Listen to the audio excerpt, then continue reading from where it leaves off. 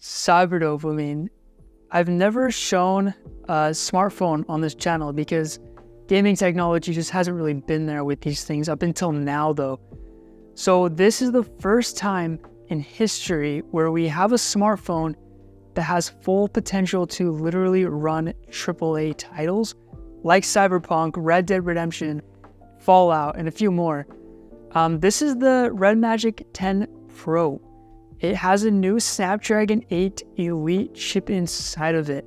And if you don't believe me on this phone being capable of running Red Dead or Cyberpunk, take a look at these. Okay, these are all running on the Snapdragon 8 Elite chip. You can see ET Prime playing Fallout on his video with the new WinLeader Alpha. He's at 720p, 60 frames per second. And here's another dude who got Cyberpunk running at 60 frames per second on low settings, 720p.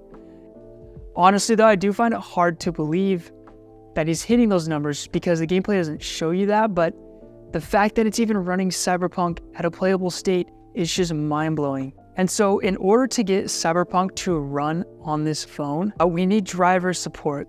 So WinLeader, the emulation station, is already working on it. So while we're waiting for the drivers to get sent over, let's touch on the phone itself because it has things that are absolutely necessary to enter into the next stage of mobile gaming. So Redmagic sent me this phone because they thought it's right up your alley because now it's entering this newer realm of gaming. And it's true, this thing is straight up my alley. And they told me just make whatever video you want. I'm like, heck yeah, dude. So I'm gonna make 2 videos on this thing. This video is showcasing you the potential of this phone, showing you what the phone has to offer, because not every Snapdragon Elite phone can run games for a long time because you need active cooling and all these different things. And then my next video is when I get access to these alpha drivers, I'm going to test these games. So the first thing I want to talk about is the cooling. So this 10 Pro has advanced liquid metal cooling. So as you can see, there's like this little slot right here, and there's another one right here. When I flip into sport mode on this phone, you can hear the cooling turn on. It's actually pretty quiet, but straight up, this thing just intakes air and spits it out through the exhaust as if it were a gaming PC or a Steam Deck or anything. And what's crazy is that the cooling is legit. It's no gimmick. Like, for example, I'll be playing Fortnite for about an hour and a half, 2 hours, and the heat on my phone is barely non-existent. You can feel it warm up, but it's nothing crazy. Like, it's doing its job. It lights up. You can see it light up like that, which I think is sick. Even if you look inside the sides, you can see it light up. And as far as just the way this phone looks, the design, the build, it's got 16 gigabytes of RAM. You can get 24 if you want. USB-C 3.2 on the bottom. And then as you can see, there's a power button right here, this circle volume. This little guy right here, I call it sport mode. You flip this thing on and I'll show you what it does here in a second, because that's where the performance kicks in, you know what I mean? So I got to show you that. This screen though, I think is one of the coolest parts of this. Is like, this is a 1.5K screen, 6.8 inch AMOLED. So this thing is really, really good. 2000 nit brightness and 144 Hz refresh rate. So this thing is everything you need and then some when it comes to a display. There are no freaking bezels. There's literally just this tiny, tiny border around the phone. And so when you're holding this thing, it feels like a sheet of glass that's a screen. Like, genuinely, it's trippy. It really is. It's weird. There's a camera here at the top, but you can't see it.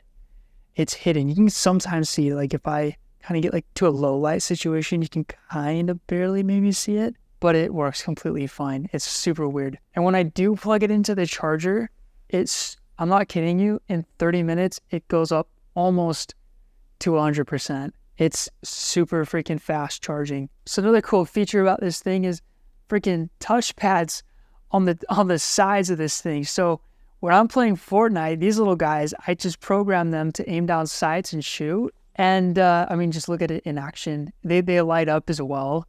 They're heat sensitive. They vibrate when you press them.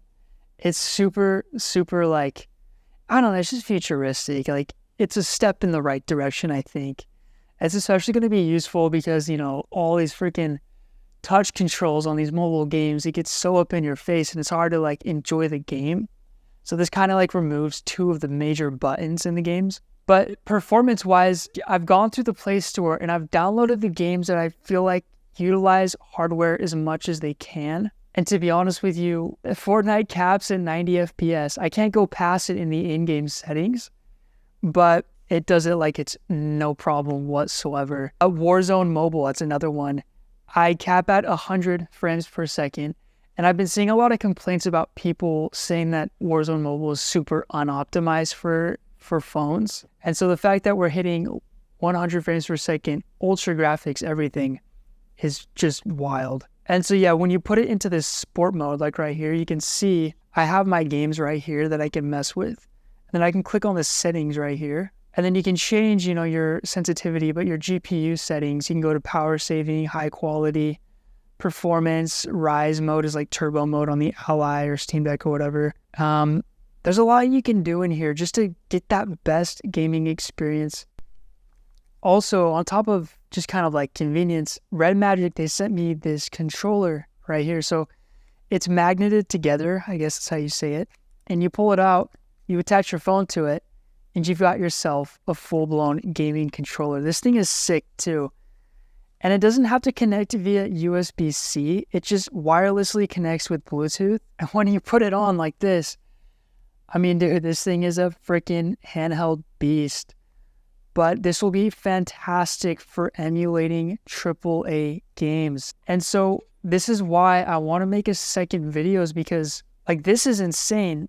But there's obviously like a threshold with Android gaming, right? You're seeing Apple, they're porting Assassin's Creed onto their phones, right? You've got Resident Evil, Death Stranding's coming out pretty soon for the phones. So in the meantime, with the Android, with this phone, we have to emulate Windows, which is a blessing and a curse at the same time, because what happens is it takes a bit of power just to emulate Windows by itself.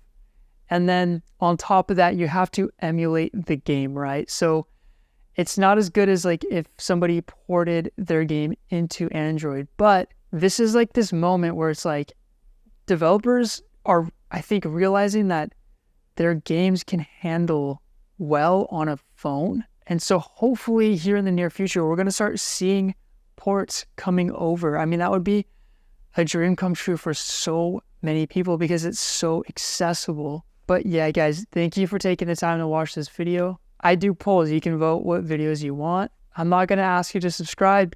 You don't have to if you don't want to. Just tell me what I can do to make things better. Thank you guys and peace out.